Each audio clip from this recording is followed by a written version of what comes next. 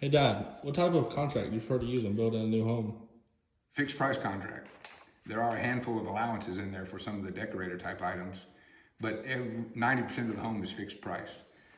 If I were to ask you a question, if you were entering into a relationship of any kind and the other party said, hey, I'll only do this if it is absolutely one-sided in their favor, is that a type of relationship that you would enter into?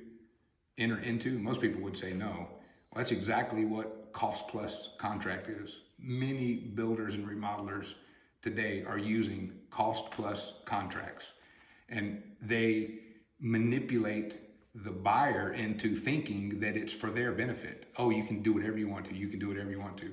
But in essence, they've shifted 100% of the risk of the project to the buyer, who in theory is not an expert in construction. That's why they've hired a builder or a remodeler to guide them through the process.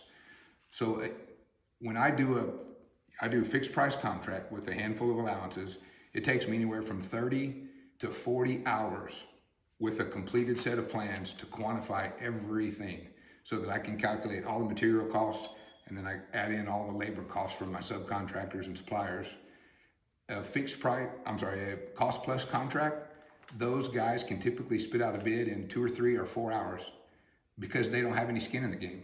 They just make up numbers. Oh, the last foundation I did was about this much per square foot. Oh, the last job I framed was about this much per square foot. They're not committed to the job at the level that's fair to the buyer. It is the most one-sided arrangement that exists for a buyer looking to do a substantial build or a remodel job.